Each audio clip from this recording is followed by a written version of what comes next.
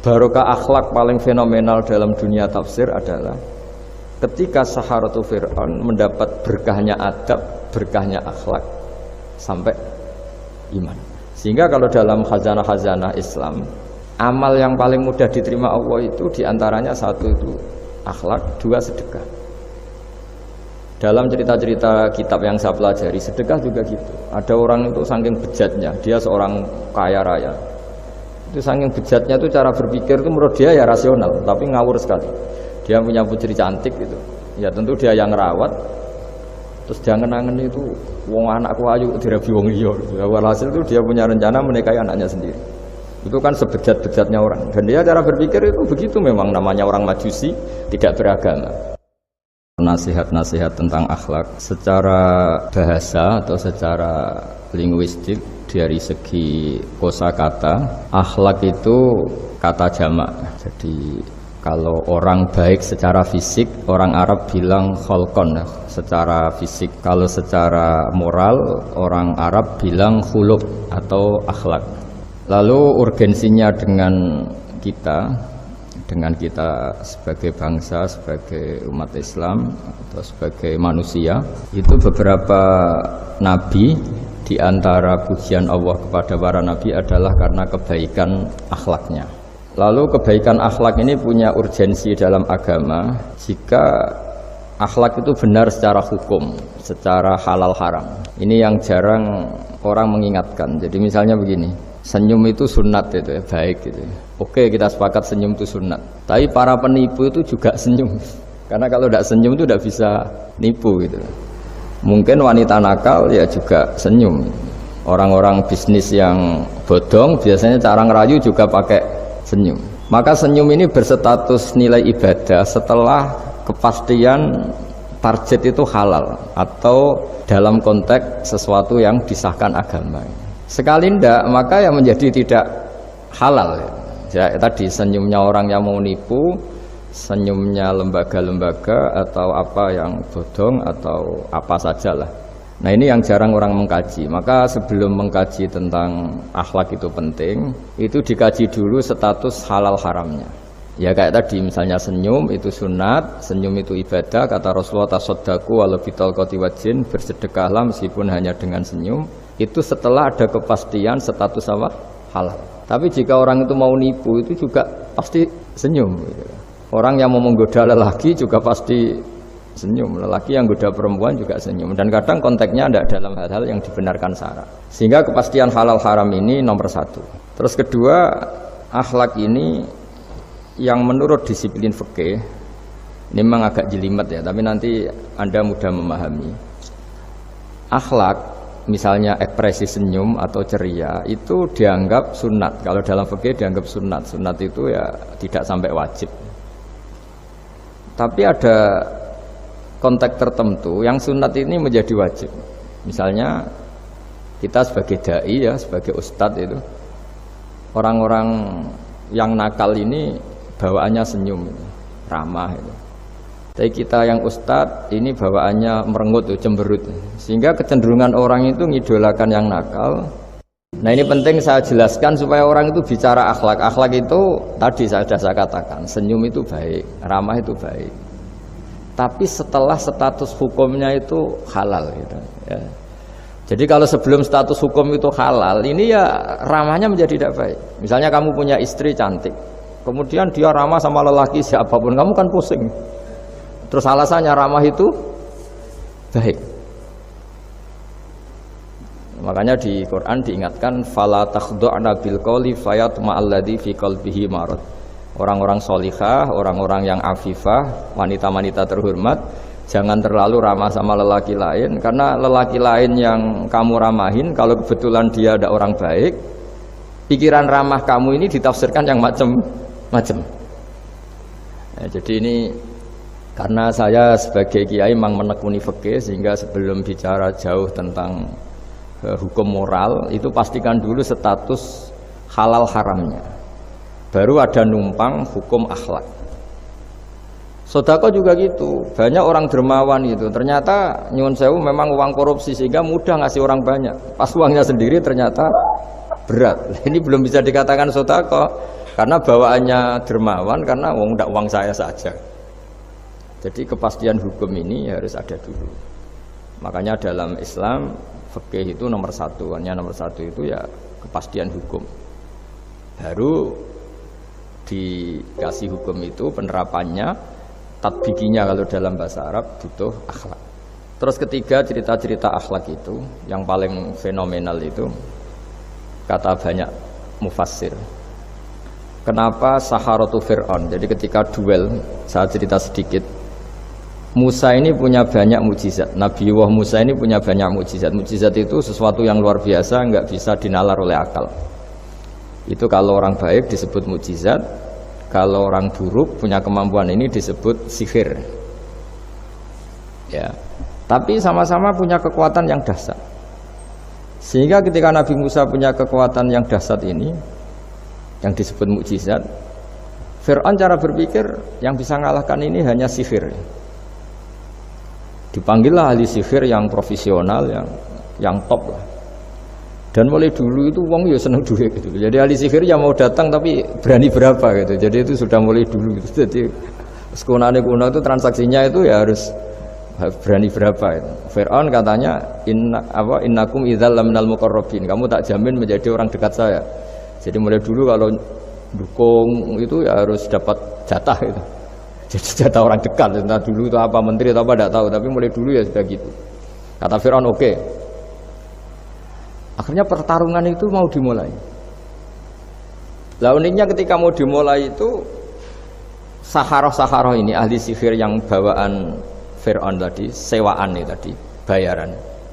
Itu di luar dugaan Mas Andri itu malah sopan sama Nabi Musa.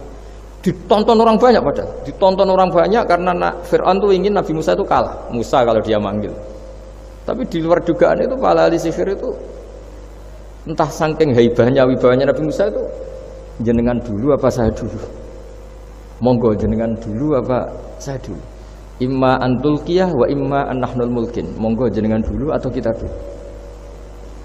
Jadi harusnya secara teori tarung itu semakin menteror atau ada gebrakan yang mengagetkan ini kan lebih mudah mengalahkan Musa. Tapi enggak, malah Musa ditanya, wahai Musa, imma antulqiyah wa imma anahnul mulkin. Monggo jenengan dulu atau kita dulu. Nabi Musa juga membalas yang sopan. Enggak, kalian dulu saja. Nah itu kata para ahli tafsir. Barokahnya akhlak yang dilakukan Saharatu Fir'aun ini, al-qawwa fi qulubihim al-iman. Allah saat itu juga memberi iman. Jadi barokahnya sopan sama Nabi siapa? Musa. Jadi barokah akhlak paling fenomenal dalam dunia tafsir adalah ketika Saharatu Fir'aun mendapat berkahnya adab, berkahnya akhlak sampai iman. Sehingga kalau dalam khazanah-khazanah Islam, amal yang paling mudah diterima Allah itu diantaranya satu itu akhlak, dua sedekah. Dalam cerita-cerita kitab yang saya pelajari, sedekah juga gitu. Ada orang itu saking bejatnya, dia seorang kaya raya. Itu saking bejatnya itu cara berpikir itu menurut dia ya rasional, tapi ngawur sekali. Dia punya putri cantik gitu. Ya tentu dia yang rawat. Terus dia ngenangen itu, wong anakku ayu dirabi wong liya. Walhasil itu dia punya rencana menikahi anaknya sendiri. Itu kan sebejat-bejatnya orang. Dan dia cara berpikir itu begitu, memang namanya orang Majusi, tidak beragama. Tapi ketika dia, banyak ulama yang bilang namanya orang ini Bahram. Tapi siapapun namanya itu, cerita ini populer di literasi, di khazanah-khazanah atau di referensi kita. Pas malam pertama mau menggauli putrinya, ada janda sepuh itu notok pintunya ya, supaya dikasih sedekah. Itu anehnya dia itu tergerak untuk memberi. Ketika mau memberi, si janda ini berubah pikiran, wong saya ini muslimah kok minta orang kafir. Tidak jadi minta, tapi lari. Ketika dikejar lari. Setelah di rumah melihat anak-anaknya itu menangis, Mas Andri, kembali lagi minta. Setelah mau dikasih, lari lagi sampai 3 kali. Singkat cerita si Bahram ini lalu tetap ke rumahnya dan ternyata mendengar anak-anak menangis karena kelaparan. Dia tergerak hatinya, ya dia tergerak hatinya itu membawa cara Indonesia, membawa beras sendiri, membawa roti sendiri, semua keperluan itu dicukupin, dibawa sendiri, diantarkan. Dan uniknya saat itu juga dia berpikir waras langsung, nggak ingin lagi menggauli anaknya, nggak ingin lagi. Jadi barokahnya sedekah itu dilakukan orang kafir, itu langsung ada berkah. Sampai saat itu dia iman, dan hebatnya ada seorang wali di era itu mimpi disuruh menghormati si Bahram ini, bahwa ini umat saya, ini walhasil itu sampai diapresiasi. Nah, lagi-lagi kembali ke sedekah. Jika ada orang netral, misalnya orang netral ya diajak baik ya mau, diajak buruk ya mau, belum punya perpendirian, juga belum punya karakter, belum punya status yang permanen, ya solehnya masih amatir, faseknya ya masih amatir. Kemudian terus ada kompetisi, alam raya ini kan kompetisi.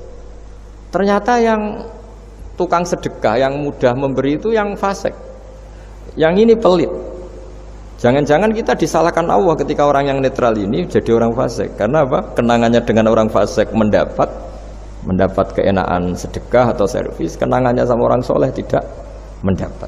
Malah dikongkon terus jadi panitia pengajian, kan kesel ya. Nah, kalau dibebani terus. Sehingga diantara ciri agama ini qalilul ma'unah, agama ini harus berbiaya murah. Itu hal-hal yang harus kita perhatikan. Nah, kecuali ini sudah orang yang punya karakter, memang sudah orang soleh, memang bawaannya ingin mendukung yang kanan, yang ahlul yamin, ya, hanya suka kebaikan. Ini kan kita bicara orang yang belum punya karakter. Kalau yang soleh kan karuan, dirayu yang ini sudah tidak mau, meskipun yang ini ngel-ngelo terus tetap nggak masalah yang kanan ini. Saya punya kenangan dalam hal ini itu sangat miris ya. Ada orang sepuh soleh, cerita anaknya itu sekarang kerja di Jakarta tidak sholat, padahal itu ya orang soleh, orang baik. Dan dia kenapa datang ke saya? Karena minta maaf dulu pernah dengan tanda ketik pernah menyalahkan bapak saya, menyalahkan kiai-kiai yang lunak. Bapak saya dulu ya di dalam ada TV, ya ada sepeda motor, ya umumnya orang. Ternyata kasusnya itu sederhana Mas Andri. Anaknya kiai ini, orang soleh lah, itu karena saking ketatnya itu di rumah nggak ada TV, juga nggak ada motor. Sehingga kenangan pertama lihat TV ya di servis orang yang nyuwun sewu tidak sholat. Kenangan pertama pakai motor ya dipinjemin orang yang nggak sholat. Sehingga bawaannya dia punya utang jasa sama orang yang tidak baik lah gitu.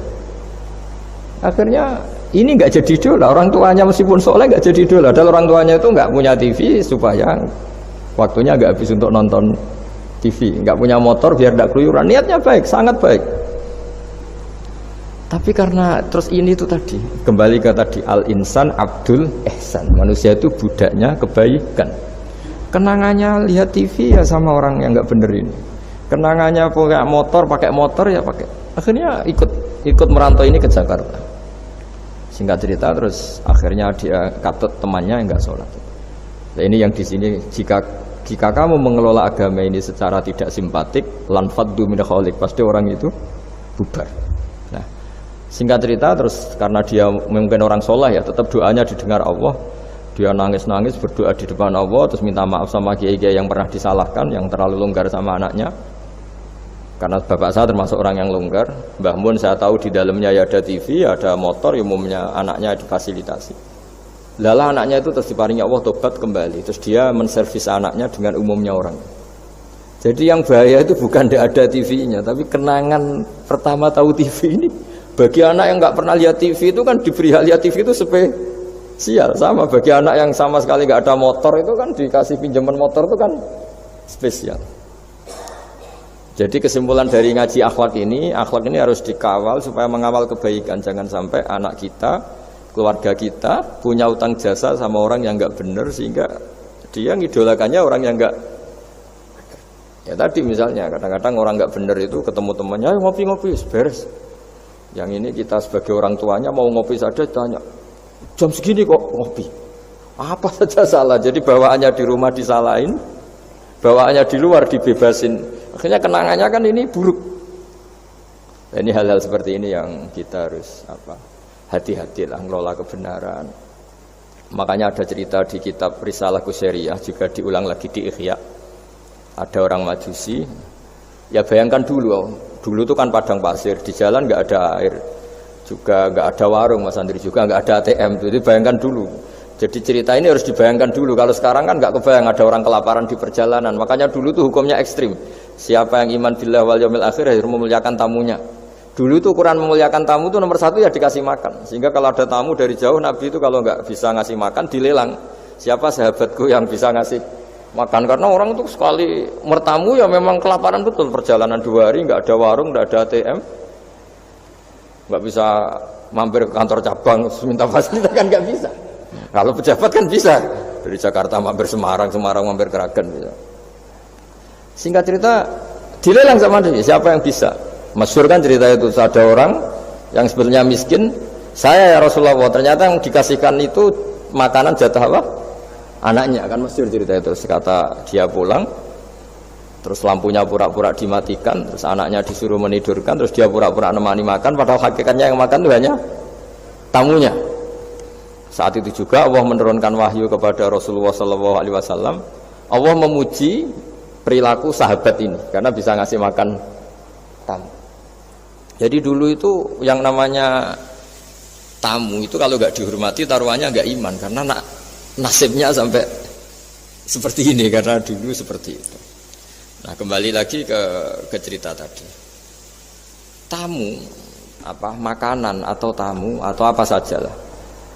Itu servis sosial ini nomor 1. Kalau enggak, seorang lagi ya, kalau enggak, itu ya orang terus enggak simpati.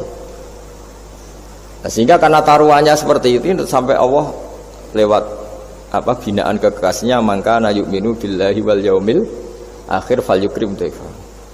Singkat cerita suatu saat Nabi Ibrahim itu punya tamu, orangnya Majusi. Majusi itu enggak mukmin.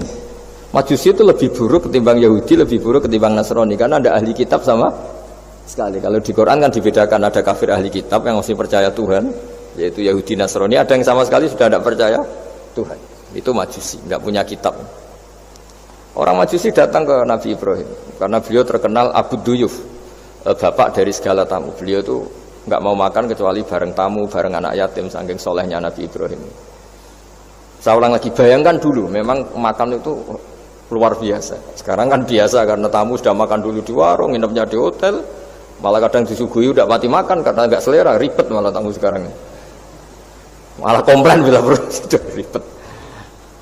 Nabi Ibrahim itu ketika orang itu kelaparan, ya Ibrahim karena dia nggak mukmin ya manggilnya jangkar. Tolong hari ini saya kasih makan. Ndak hatta tu'mina sehingga kamu iman.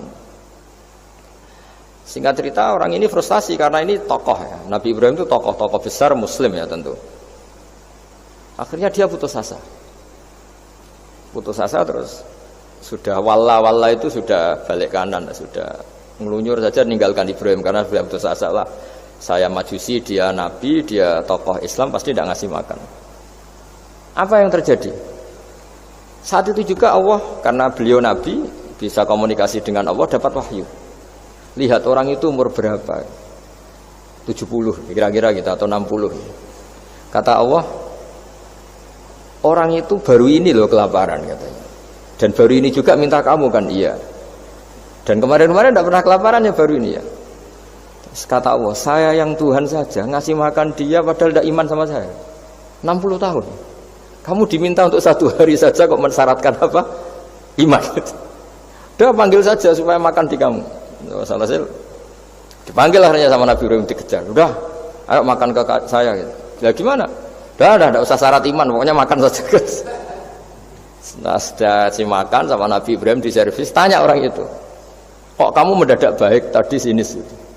Itu ya, ditegur Allah, saya salah katanya. Loh, Allah yang Tuhan itu, menurut kamu Tuhan itu betul negur kamu? Iya. Dia nangis-nangisnya. Ternyata Tuhanmu itu Tuhan betul ya. Saya yang Majusi aja diperhatikan katanya. Bahkan menyalahkan kekasihnya kamu katanya. Udah saya mau iman saja katanya gitu kan. Itu ya barokahnya servis tadi.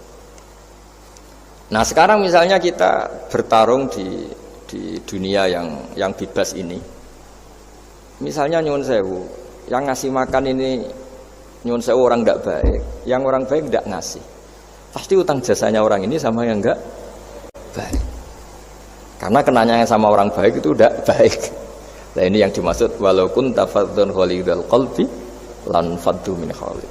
Kalau orang mengelola Islam dengan cara yang kurang baik, maka akan melahirkan orang lari. Ya, karena tadi al-insan Abdul es. Jadi cerita yang ringan-ringan di sekeliling kita juga seperti itu. Bapak-bapak itu ngopi di rumah itu ya rasanya kopi sama. Itu gara-gara tidak nyaman ya cara bojo nek marah kan gitu cara nyugoi. Di warung senyum. Ya sudah akhirnya milih di warung. Karena di warung dapat senyum, di rumah dapat ya sudah. Jadi semua proses sosial itu seperti itu. Nah mau saya di sini bayangkan itu anak kita, kenangannya dengan kita, dengan bapaknya, dengan ibunya ini kurang baik, kenangannya di luar baik, sehingga anak kita cenderung tidak ngidolakan kita, meninggalkan kita. Jadi menurut saya belajar akhlak paling pokok adalah kaitannya dengan kepentingan anak-anak kita. Saya bukan niat sombong ya, saya itu alhamdulillah sampai sekarang itu masih sering mandikan anak saya, jalan-jalan sama anak saya, hak-haknya. Bahkan saya ini punya ajaran yang agak unik, tapi istri saya sudah menerima. Dulu ya sempat janggal-janggal untuk iskal, sekarang sudah menerima. Saya punya anak yang biasa ikut adik saya, adik Fuad itu masih kelas 2 SD. Mulai kelas 1 SD, mulai kelas 2 saya bilang, kalau kamu ingin jajan, bapak pas tidur bangunkan. Padahal anak saya itu punya santri, punya banyak yang bantu lah. Dulu istri saya protes, itu kan melatih anak nggak sopan karena bangunkan orang tua. Enggak, kata saya, sopan itu nomor 2, nomor 1 itu hukum. Kata saya. Terus saya beri penjelasan. Yang paling berhak atau yang paling boleh dingel-ngelno anak, dingel-ngelno anak itu ya diganggu anak, itu ya orang tuanya. Masa anak mau jajan yang harus ribet pembantu, mana anak mau jajan yang harus ribet orang. Yang paling boleh diganggu oleh anaknya ya orang tuanya. Itu hukum, kata saya. Akhlak nomor 2. Sehingga barokahnya hukum itu, saya ulang lagi, barokahnya hukum itu, kalau anak ini terpaksa pembantu itu pas lalai, pas kita tidak nyalahkan, kan kewajibannya di kita. Akhirnya kita menjadi tahu, baru istri menjadi tahu, yang paling berhak diganggu anak ya orang tua. Itu hukum.